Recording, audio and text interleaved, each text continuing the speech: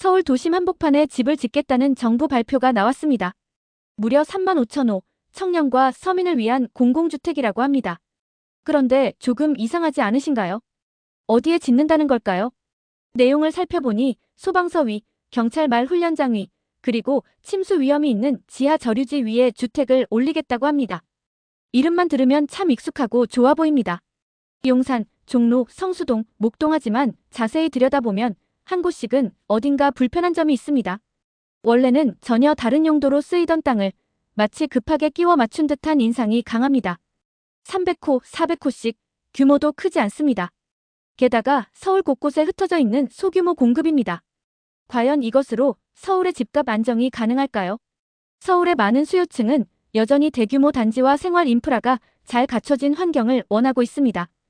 이런 소규모 분산형 공급이 그분들의 기대를 충족시킬 수 있을까요? 더 놀라운 점은 이런 계획이 이번이 처음이 아니라는 사실입니다. 이전 정부에서도 주민센터 부지를 주거지로 개발하겠다고 했습니다.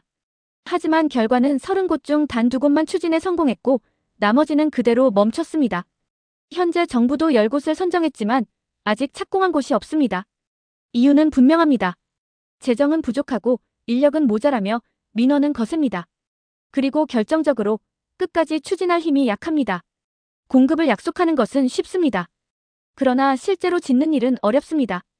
그보다 더 어려운 것은 사람들이 진정으로 살고 싶어하는 집을 짓는 일입니다. 소방차 사이렌이 울리는 건물 위, 물이 고이는 땅 위, 말이 달리던 마장에서 과연 누가 편안하게 살 수 있을까요? 이 계획이 과연 누구를 위한 것인지 이제 그 속을 함께 들여다봐야 할 때입니다. 발표 내용만 보면 꽤 진취적입니다. 청년과 서민을 위한 집 35,000호를 짓겠다는 계획이니까요. 그런데 그 방식이 조금 특별합니다. 흔히 생각하는 택지를 조성하거나 대규모 개발로 짓는 게 아닙니다. 이번엔 국유지, 그러니까 나라 땅과 오래된 공공청사 부지를 활용하겠다는 거예요. 집이 부족하다는 비판이 이어지던 와중에 내놓은 첫 번째 카드. 정부 입장에서도 나름 심사숙고한 결과일 겁니다. 공급 방식은 크게 2가지로 나뉩니다. 먼저 기존에 계획돼 있던 주택들을 조기에 공급하겠다는 것이 첫 번째. 예를 들면 용산 유수지, 종로 청사 같은 곳들이 있죠. 원래는 2035년까지 천천히 공급될 예정이던 물량을 당겨서 내놓겠다는 겁니다. 얼핏 보면 그래도 속도가 붙는구나 싶은 생각이 들 수도 있죠. 하지만 이 부분에서 고개가 갸우뚱해지는 분들도 많습니다. 아니, 애초에 당길 수 있었던 걸 왜 그동안 안 했을까? 그동안은 못한 게 아니라 안 한 걸까? 이런 의문이 나올 수밖에 없습니다. 두 번째는 새로운 부지를 활용한 신규 공급입니다. 성수동, 목동, 광명 등지의 국유지를 발굴해서 총 15,000호 이상을 공급하겠다는 계획이에요. 그런데 그 공급 방식이 또 흥미롭습니다. 대규모 단지를 조성하는 게 아니라 한 곳에 300호에서 400호 정도만 들어가는 소규모 분산형이에요. 서울 시내 곳곳에 자투리 땅처럼 남은 부지들을 끼워 넣듯이 개발하겠다는 건데요. 이런 방식은 실질적인 수요층에게 얼마나 매력적으로 다가갈 수 있을지 의문입니다. 물론 서울이라는 공간이 워낙 제한적이니까 가능한 땅을 모두 활용해야 한다는 건 이해됩니다. 하지만 집이라는 건 단순히 벽과 지붕만 있다고 되는 게 아니잖아요. 주거 환경, 교통, 교육, 생활 인프라까지 모두 어우러져야 제대로 된 주거지라 할 수 있죠. 그런데 이번에 발표된 계획들을 보면 이 땅도 써보고 저 땅도 써보자는 식의 접근처럼 느껴지는 부분도 있습니다. 게다가 지금까지의 경험으로 볼 때 이런 계획이 나온다고 해서 바로 착공이 되는 건 아닙니다. 인허가 절차, 예산 확보, 민원 발생, 기능 이전 등 넘어야 할 산들이 한둘이 아니니까요. 그러다 보면 몇 년 뒤에도 여전히 계획 중입니다라는 말만 들릴 가능성도 있는 거죠. 사실 이번 공급 대책에서 가장 많은 주목을 받은 건 그 부지들의 특이성 때문이었습니다. 예를 들면 지하 저류지 위에 집을 짓겠다는 용산 유수지나 소방서 위에 주택을 올리겠다는 종로 복합청사 같은 경우죠. 사람들이 가장 많이 놀란 부분이기도 하고 또 가장 의문을 가진 지점이기도 합니다. 35,000호라는 숫자는 크지만 그걸 뿌리는 방식이 소규모이기 때문에 체감되기 어려울 수도 있어요. 서울의 집값을 잡겠다는 목적이라면 수요층이 진짜 원하는 형태와 규모의 공급이 뒤따라야 하거든요. 이번 공급은 일단 있는 땅을 쓰자는데 초점을 맞췄지만 그것만으로 해결되기에는 너무 복잡한 문제가 많습니다. 다음 편에서는 이 계획 속 부지들이 구체적으로 어떤 곳들인지, 그리고 왜 실현 가능성에 의문이 나오는지 하나씩 살펴보겠습니다. 집이란 단순히 짓는다고 되는 게 아니니까요. 실제로 사람이 살 수 있는, 살아도 불편하지 않은 곳인지가 더 중요하잖아요. 이번에는 정부가 발표한 1호 공급 대책에 포함된 구체적인 부지들을 살펴보겠습니다. 말로만 듣는 것보다 실제 어떤 땅에 어떤 집을 지으려는지 하나씩 들여다보면 전체 그림이 좀 더 선명해지거든요. 그리고 그 안에서 우리가 반드시 짚고 넘어가야 할 현실적인 문제들도 하나씩 보이기 시작합니다. 첫 번째는 아마 가장 많은 사람들이 들어봤을 용산 유수지입니다. 원래는 비가 많이 왔을 때 물을 저장하는 지하 저류 시설이에요. 그 위에는 공영주차장이 있었는데 정부는 이 자리에 청년용 공공분양주택 333호와 오피스텔 168호를 지을 계획입니다. 처음 들었을 땐 땅을 참 알차게 쓰네 싶었어요.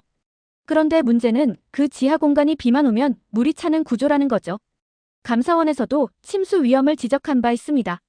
이걸 무시하고 진행한다면 나중에 실제 거주자들이 불안해질 수밖에 없겠죠. 뭔가 불안한 땅 위에 집을 지어놓고 청년주거복지라는 이름을 붙이는 게 과연 옳은 일일까요? 두 번째는 종로 복합청사입니다. 오래된 종로구청 건물을 허물고 그 자리에 구청과 보건소, 소방서, 그리고 주거 공간까지 함께 들어가는 복합 건물을 짓겠다는 거예요. 일단 발상은 신선합니다. 서울 한복판에서 여러 공공기능과 주거를 결합한다는 거니까요. 그런데 문제는 구조입니다. 소방서와 아파트가 같은 건물에 존재하는 형태라니 이게 진짜 가능할까요? 소방서는 24시간 긴급 상황에 대응해야 하는 기관이에요. 사이렌이 울리고 출동이 이어지는 그 공간에서 주거자들이 조용히 쉴 수 있을까요? 특히나 아이 키우는 가정이라면 더 민감할 수밖에 없습니다. 설계상으로는 가능하다고 해도 실제 생활과는 너무나 다른 이야기일 수 있어요. 세 번째는 성수동 신내마장, 즉 경찰말 훈련장이 있는 곳입니다. 이곳에 400호 규모의 공공주택을 지을 예정이라고 해요. 위치는 꽤 좋습니다. 성수동이면 생활 인프라나 교통 여건도 괜찮고요. 하지만 이 역시 바로 집을 지을 수 있는 상황은 아닙니다. 우선 훈련장을 이전해야 하고 그에 따라 절차도 길어질 수밖에 없어요. 말 훈련장 부지는 특수성이 강하기 때문에 개발하는데 시간도 더 걸리고 비용도 많이 들 겁니다. 입지 조건은 좋지만 공급 시점이 늦춰질 가능성이 크다는 게 가장 큰 한계예요. 네 번째는 목동 출입국 관리사무소입니다. 이곳도 약 300호 정도의 공공주택이 들어설 예정입니다. 위치는 비교적 괜찮습니다. 목동이니까 주변 주거지와의 연계도 나쁘지 않죠. 하지만 공급 규모가 워낙 작아서 서울 집값 안정이나 수요 해소에는 큰 영향을 주기 어렵다는 지적이 많습니다. 또 출입국 관리 기능이 이전되거나 축소돼야 하니 이 역시 일정 조정과 부지 활용 문제에서 걸림돌이 생길 가능성이 있어요. 이렇게 하나씩 살펴보면 공통점이 있습니다. 모두 기존에 쓰이던 공공부지라는 점, 그리고 뭔가 다른 기능이 먼저 있는 땅이라는 점이에요. 누군가가 먼저 쓰고 있거나 기능을 바꾸지 않으면 개발이 어려운 곳들이 대부분입니다. 그러니까 당장 집을 짓자고 해도 바로 공사를 시작할 수 있는 곳이 거의 없다는 거죠. 또 하나 눈에 띄는 점은 규모입니다. 다 합쳐도 몇백 호 수준이고 그것마저도 한 곳에 다 짓는 게 아니라 분산형이라는 겁니다. 도심 곳곳에 300호, 400호씩 뿌려서 공급하는 방식이기 때문에 공급 숫자는 많아 보여도 실질적인 체감은 낮을 수밖에 없어요. 서울 시민들이 원하는 건 중형 이상 아파트 단지에 살면서 교통, 학교, 병원 같은 생활 인프라가 잘 갖춰진 곳이잖아요. 그런데 지금처럼 기능 전환 부지에 소규모 공급을 하면 공급은 했는데 안 살려고 한다는 결과가 나올 수 있어요. 이쯤 되면 이런 의문도 듭니다. 공급을 하겠다는 건 좋은데 정말 여기에 살 수 있는 환경이 만들어질까? 사람들이 원하는 집의 형태와 맞지 않는다면 결국 예산만 쓰고 수요는 충족하지 못하는 일이 생길 수 있어요. 다음 편에서는 왜 이런 시도들이 과거에도 반복됐지만 실패했는지, 그리고 민간도 공공도 뚫기 힘든 벽은 무엇인지 이야기해보려 해요. 말로는 다 좋아 보이지만 막상 실행으로 넘어가는 순간 벽처럼 서 있는 현실들. 공공주택을 많이 짓겠다는 이야기는 사실 이번이 처음이 아닙니다. 정권이 바뀔 때마다 빠짐없이 나오는 단골 메뉴죠. 청년 주거 지원, 서민 안심주택, 공공임대 확대라는 슬로건들은 늘 화려했습니다. 그런데 이상하죠? 그렇게 많은 약속이 있었는데도 정작 우리가 체감하는 변화는 그리 크지 않습니다. 왜일까요? 오늘은 그 반복된 실패의 구조, 그 안에 감춰진 현실을 이야기해보려 합니다. 문재인 정부 시절에도 비슷한 시도가 있었어요. 전국 주민센터 30곳을 복합개발의 주택을 공급하겠다는 계획이었죠. 결과는 어땠을까요? 실제로 착공에 들어간 곳은 단 2곳에 불과했습니다. 나머지는 모두 계획에만 머물렀죠. 현 정부도 마찬가지입니다. 윤석열 정부는 10곳의 부지를 선정했지만 2025년이 다 되어가는 지금까지 단 한 곳도 삽을 뜨지 못했습니다. 의지는 있어 보이는데 왜 이렇게 실행이 어려울까요? 첫 번째 문제는 재원 부족입니다. 공공주택 사업의 핵심 재원은 바로 주택도시기금입니다. 이 기금은 우리가 흔히 말하는 청약통장, 주택전세자금 같은 곳에서 들어오는 돈들로 운영되죠. 그런데 지금 그 기금이 빠르게 말라가고 있습니다. 청약통장 해지자도 늘고 있고 새로 가입하는 사람도 줄고 있어요. 거기에 이미 예정된 기금 집행도 버거운 상황이라 새로운 사업을 벌이기엔 여력이 없는 거죠. 결국 공급은 의지보다 예산이 더 좌우하는 셈입니다. 두 번째 문제는 추진력 부족입니다. 아무리 좋은 계획도 담당자가 자꾸 바뀌고 지자체와 LH 간 협업이 느슨해지고 민원 앞에서 쉽게 물러선다면 결국 헛돈 쓰고 시간만 낭비하게 됩니다. 특히 지자체의 의지가 중요해요.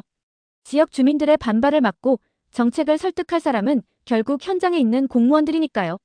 그런데 이 역할을 충분히 해낼 수 있는 인력이 부족하고 인사이동도 잦다 보니 중간에 흐지부지 되는 경우가 많습니다.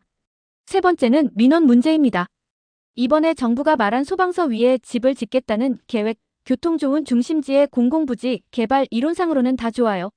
하지만 막상 현실로 들어가면 소방차 사이렌 때문에 못 살겠다. 우리 동네에 임대주택 들어오면 집값 떨어진다 같은 반발이 쏟아집니다. 이해는 갑니다. 내 집 옆에 낯선 환경이 들어온다는데 쉽게 받아들이기 어렵겠죠. 하지만 이걸 조율하고 설득하는 게 결국 정부의 역할 아닐까요? 공급만 한다고 끝이 아니라 공존의 해법을 함께 제시해야 할 때입니다. 네 번째는 민간 시장의 위축입니다. 사실 공공주택만으로는 공급을 감당할 수 없어요. 민간과 함께 가야 하는데 최근 정부의 기조는 민간에게 그리 우호적이지 않다는 이야기가 많아요.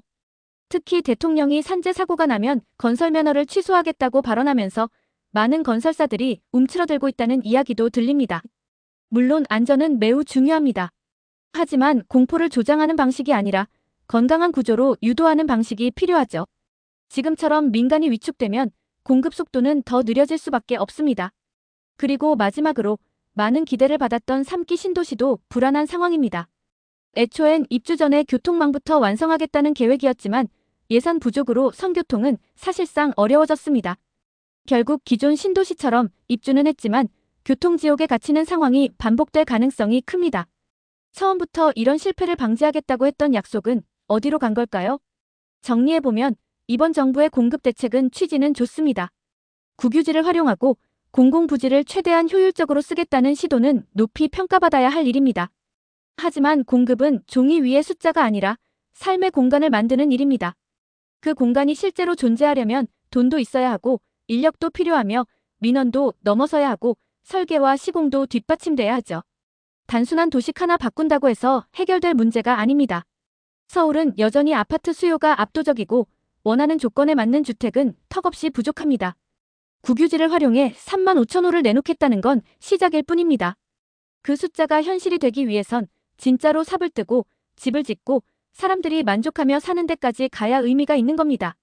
집이란 건 단순한 물리적 공간이 아니라 사람이 머무는 삶의 무대니까요. 정부가 꺼낸 첫 카드, 과연 어떻게 완성될까요? 시작은 작지만 의미 있었던 이번 공급 대책이 실행력이라는 다리만 잘 건넌다면 생각보다 괜찮은 성과로 이어질 수도 있겠죠. 문제는 항상 같았습니다. 할 수 있느냐가 아니라 끝까지 하느냐였죠. 이번엔 다르길 모두가 진심으로 바라보고 있습니다. 집은 단순히 비와 바람을 막아주는 공간이 아닙니다. 그 안에서 살아가는 사람들의 이야기가 쌓이고 추억이 쌓이며 인생이 이어지는 무대입니다. 그래서 좋은 집이란 겉모습만 화려한 집이 아니라 그 안에서 삶이 편안하게 숨 쉴 수 있는 집이어야 합니다. 이번에 발표된 공급계획 역시 숫자로는 크고 의지는 분명해 보입니다. 그러나 그것이 진짜 사람들의 삶 속으로 들어오기 위해서는 훨씬 더 많은 준비와 성찰이 필요합니다. 땅이 있다고 해서 집이 되는 것은 아니며 벽과 지붕이 있다고 해서 주거가 완성되는 것도 아닙니다. 그곳에 사는 이들의 일상, 안전, 편애, 그리고 미래까지 담아낼 수 있어야 비로소 집이라고 부를 수 있습니다. 공공주택은 단순한 정책이 아니라 사회의 가치관을 비추는 거울입니다. 어떤 집을, 어디에, 누구를 위해 짓느냐는 결국 그 사회가 어떤 미래를 꿈꾸는지 보여줍니다. 공급은 숫자로 평가받을 수 있지만 주거의 질은 사람들의 삶에서 평가받습니다. 우리는 지금 양적인 확장과 질적인 가치를 동시에 고민해야 할 시점에 서 있습니다. 진짜 주거 복지는 속도가 아니라 방향에서 결정됩니다. 결국 남는 질문은 단 하나입니다. 우리는 사람을 위한 집을 짓고 있는가? 아니면 집이라는 건물만 세우고 있는가? 이 물음에 정직하게 답할 때 비로소 우리의 주거 정책은 사람의 마음속에 오래 남게 될 것입니다.